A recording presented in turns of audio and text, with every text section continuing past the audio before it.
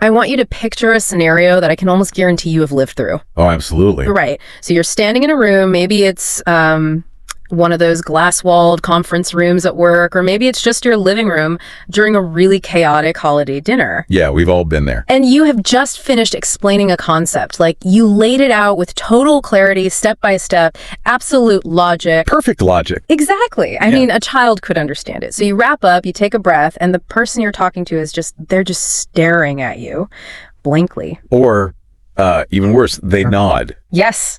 They nod, turn around, and do the exact opposite of what you just explicitly agreed on. It's infuriating. Have you ever walked away from an interaction like that, rubbing your temples, genuinely wondering if everyone around you was dropped on their head as a baby? It really is the most isolating feeling in the world. It really is. It's that creeping paranoia that you are the sole remaining sane person, and you're surrounded by people who are operating on an entirely different, highly illogical frequency. Well, we are tackling that sheer, exasperating frustration today. We're doing a deep dive, pulling apart a fascinating text by Thomas Erikson called Surrounded by Idiots. Such a great title. It's so good. And along with it, we have this really foundational foreword by David Bonstetter. He lays out the origins of what's called the DISA profiling system. Right, the DISA system. But before we get into the weeds, I think we have to establish what DISA actually stands for, because those words are the blueprint for everything we're about to discuss today. Yeah, we should definitely define that. So DISA is an acronym for 4 distinct behavioral drives: dominance, inducement, submission, and analytic ability. Okay, got it. And the entire premise here rests on a single, fairly uncomfortable truth. Uh-oh. Lay it on us. Behavior that frustrates you, behavior that you classify as, wrong or idiotic, is almost never actually wrong. Wait, really? Yeah, it is simply a different drive. The person ignoring your logical instructions isn't doing it because they lack intelligence. They're doing it because their behavioral drive prioritizes a completely different set of inputs than yours does. Okay, let's unpack this. Because my instinct, and I think the instinct of anyone listening who has dealt with a terrible boss or just a clueless coworker, is to say, no, some people are just objectively bad at communicating. I mean, that's the natural reaction, sure. Right? So let's look at Shusher. Erikson brings up this 60-year-old entrepreneur in the text to show just how bad this can get. Oh, sure. This story is wild. It really is. Shusher built this highly successful business from the ground up. He knew his industry inside and out. But he had a fatal flaw. A massive one. He believed, with zero irony, that his entire staff were idiots. And he didn't exactly keep that assessment internal, did he? Not at all. He told the author that Department A were complete idiots, Department B were fools who understood nothing, and this is my favorite part. Department C was so weird, he couldn't fathom how they managed to put their shoes on in the morning. Just incredible. And he would yell this in front of the whole company. It created this culture of pure terror. No one brought him bad news because he would just verbally execute the messenger. Yeah, and it reached a point where his staff actually did something kind of unbelievable. Oh, the light bulb? Yes. They installed a discrete red and green light bulb outside his door in the reception area. Which is just, it's insane. It really is. If the light was red, employees and even paying clients would see it, turn around, and literally leave the building. Whoa. Green meant it was safe to speak to him.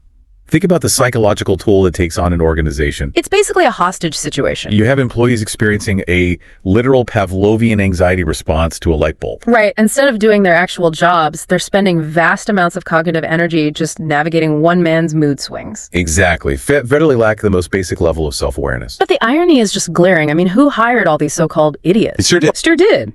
He built the company.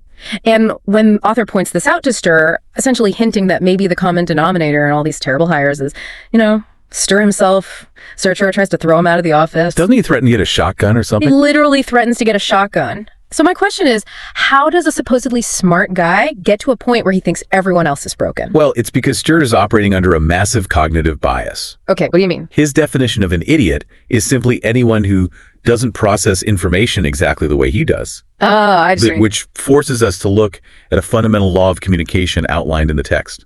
And it is a harsh reality for anyone who prides themselves on being a good speaker. Brace yourselves. Communication happens entirely on the listener's terms. Hold on. If I write a perfectly clear email and the recipient misinterprets it, you're saying that's on me. I am saying your perfect clarity is subjective.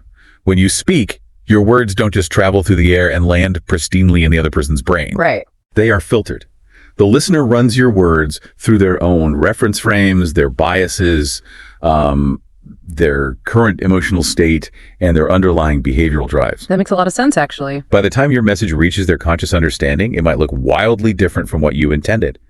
The message they understand is the only message that actually matters, regardless of what you meant to say. So the golden rule, treat others how you want to be treated, is actually terrible advice for communication. It really is. Because if I treat someone how I want to be treated, I'm assuming they share my exact operating system. Right, and they almost certainly don't.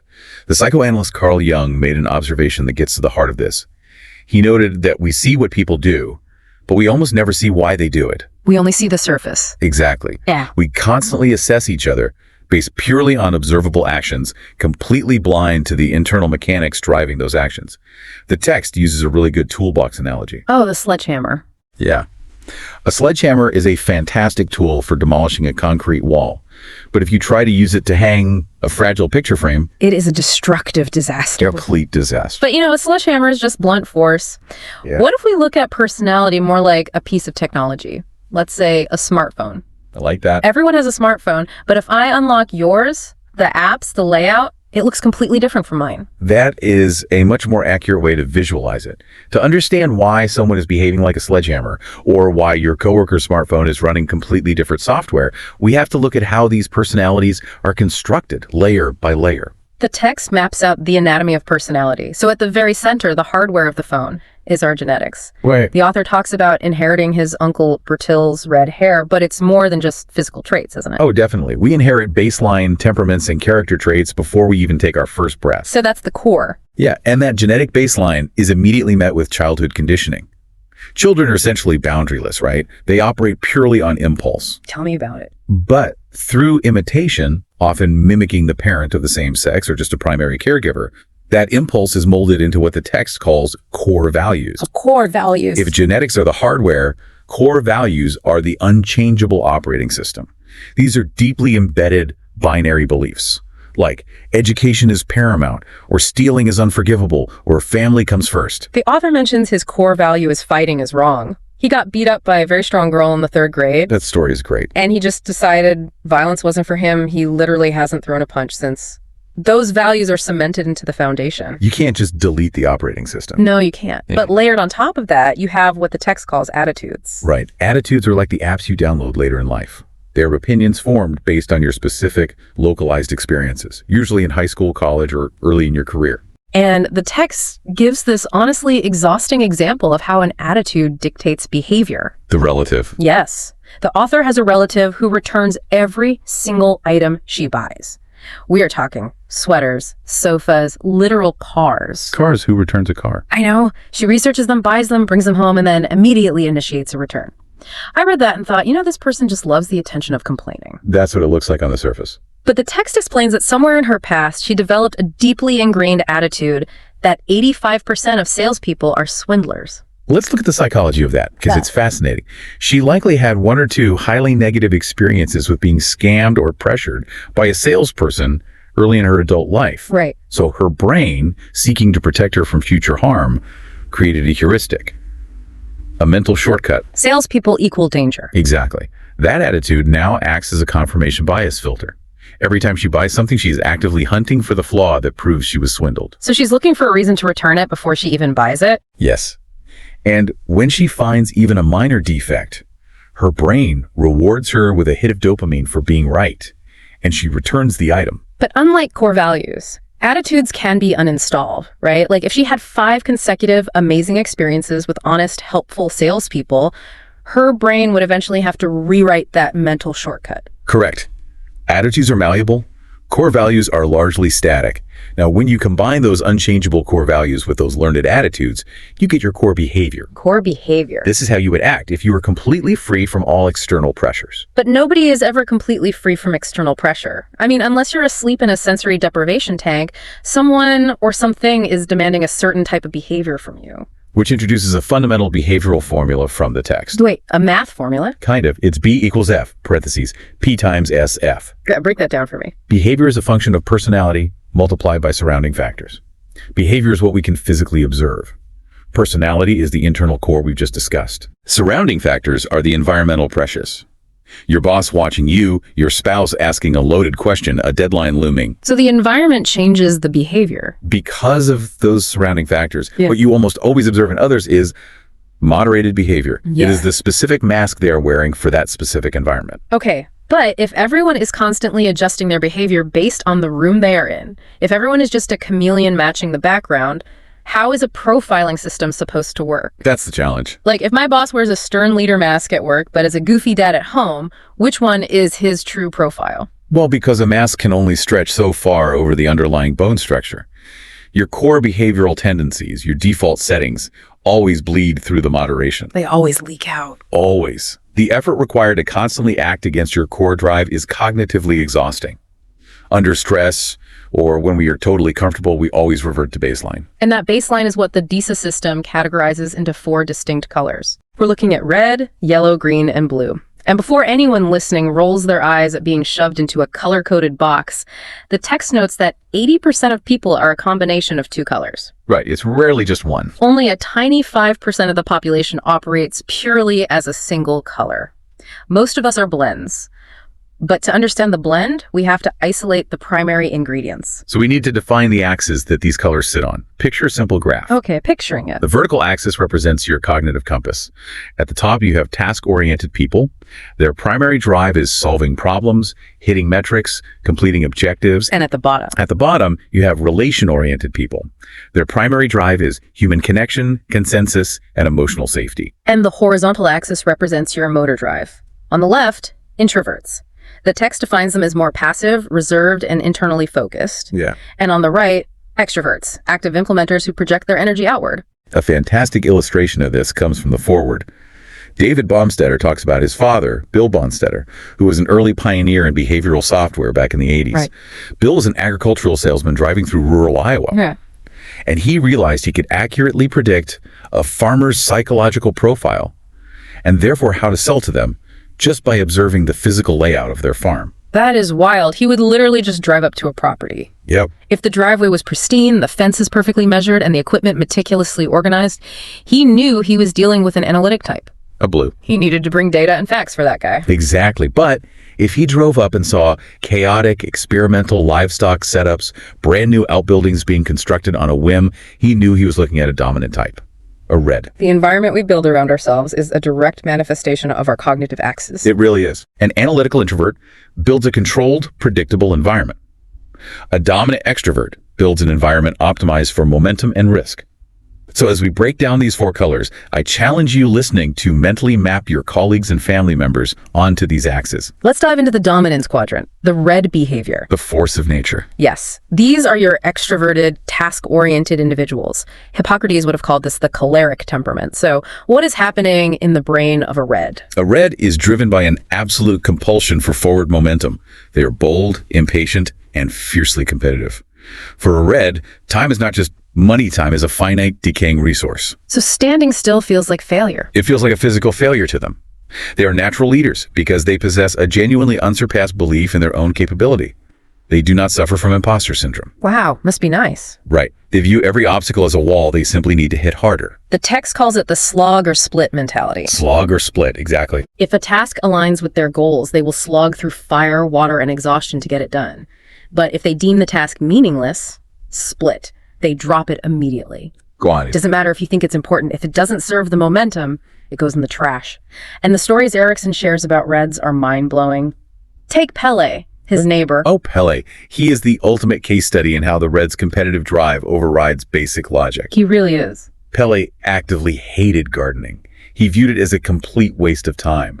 But the author had this beautifully cultivated garden that the other neighbors kept complimenting. Big mistake. Huge mistake. For a red, hearing someone else get praised is a neurological trigger. It sounds like losing. So Pele, who hates plants, spends an absolute fortune. He hires contractors, buys exotic flowers, and cultivates a lawn that looks like a PGA golf course. He didn't care about the aesthetic beauty of the flowers at all. He just could not tolerate the reality where his neighbor was winning the neighborhood.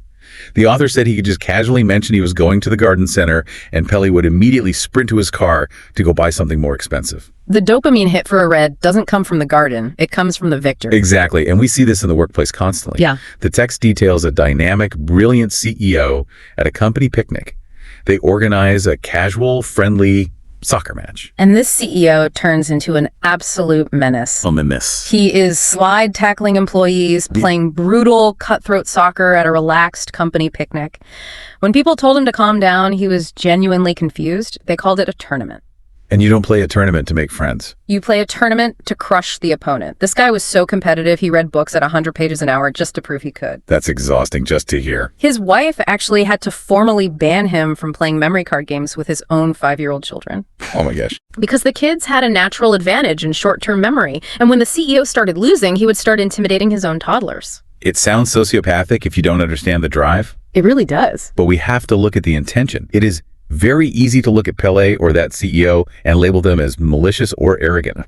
But Reds lack prestige-seeking behavior. They don't care if you like them, and they aren't trying to hurt your feelings.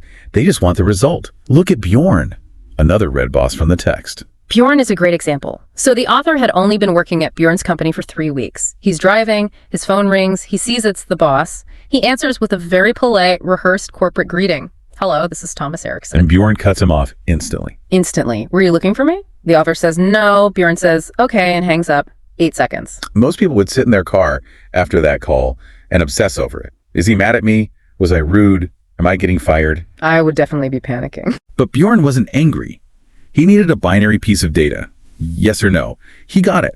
The information exchange was complete. Why would he waste another 30 seconds asking about your weekend?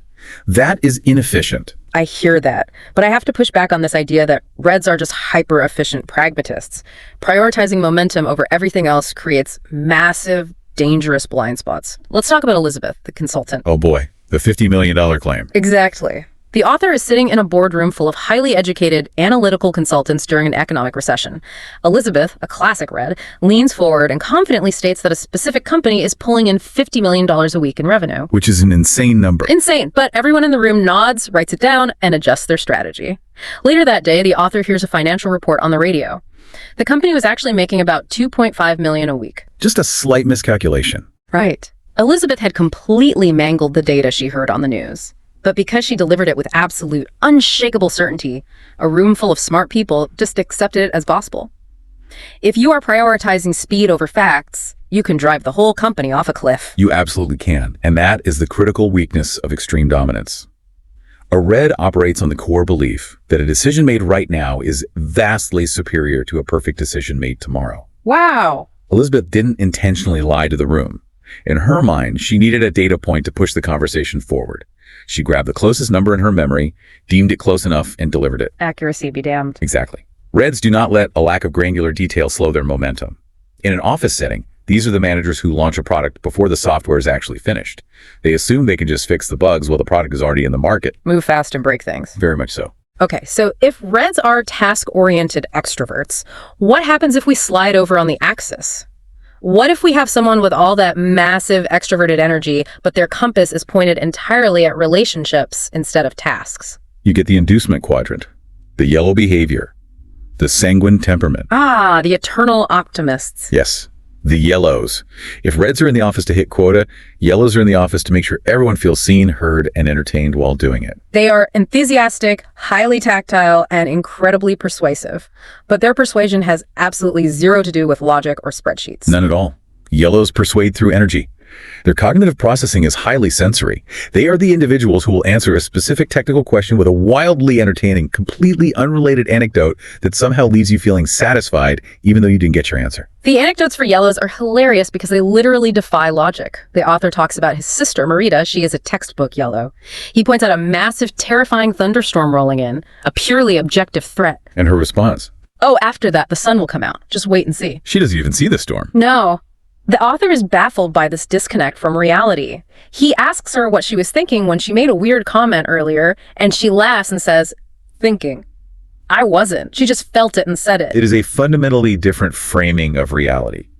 A yellow does not ignore the storm. Mm-hmm.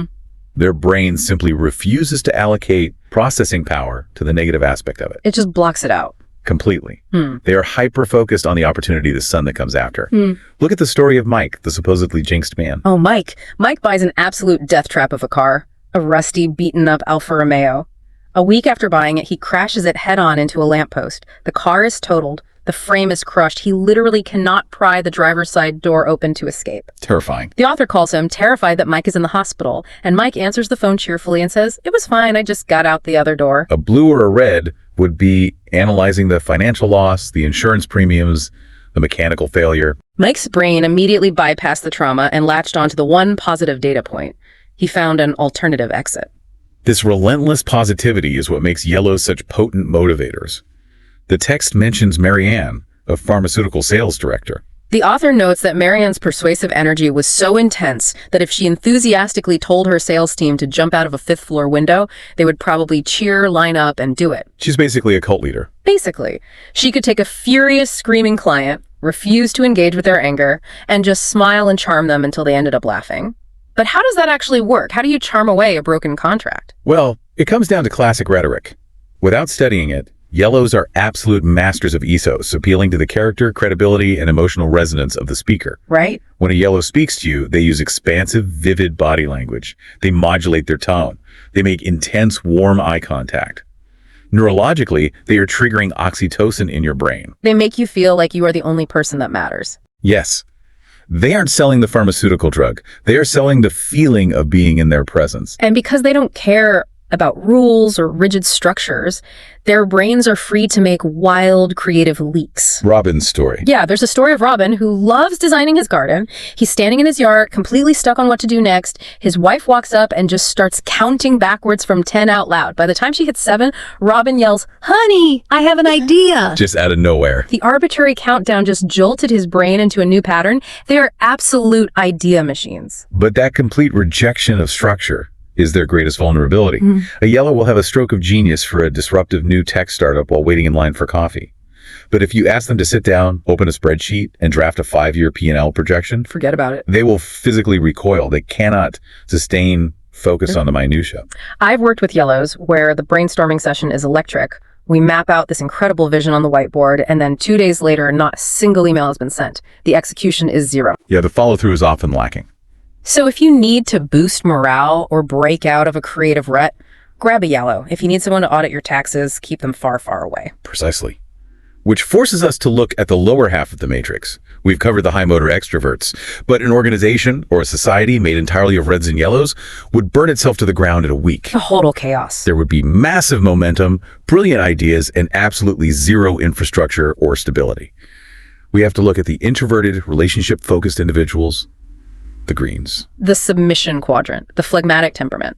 Erikson points out that green behavior is statistically the most common. They are the baseline. The Aztecs supposedly referred to them as earth people. If we look at the axes, they are introverted, so lower motor energy and relationship-oriented.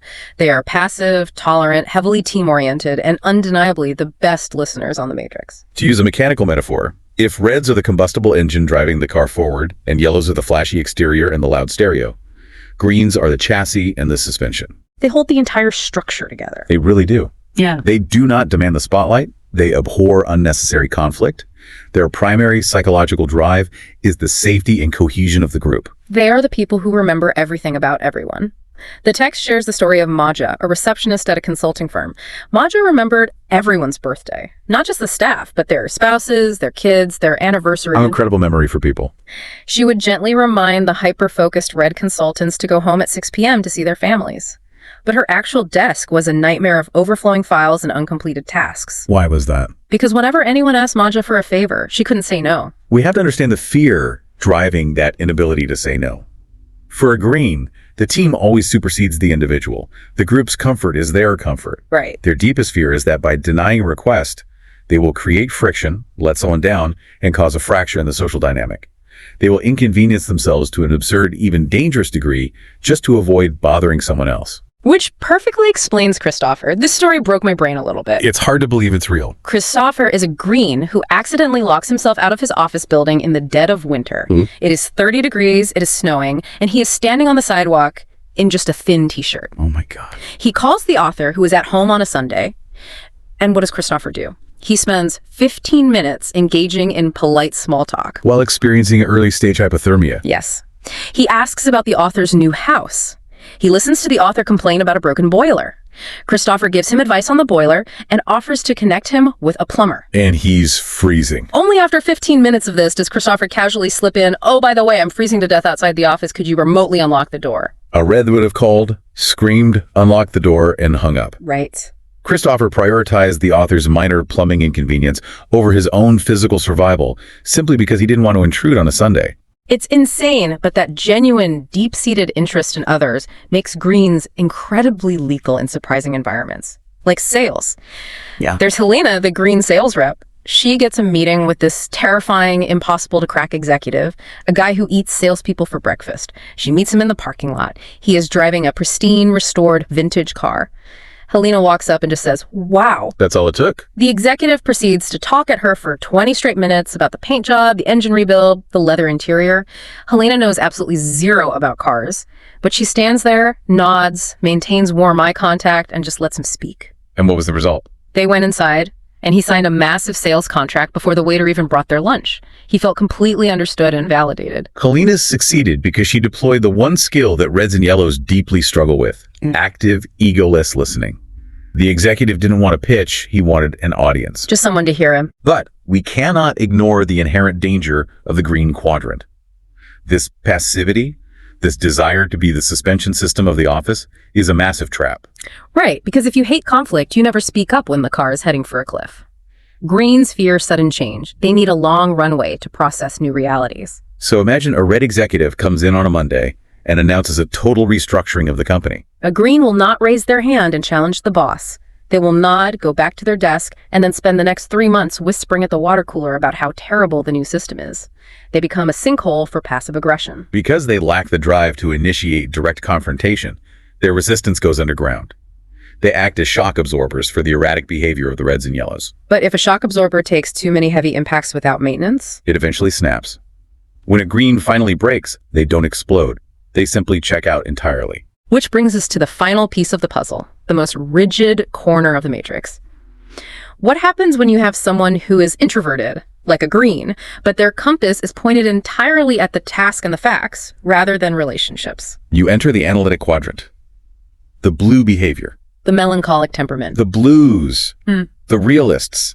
The masters of microscopic detail.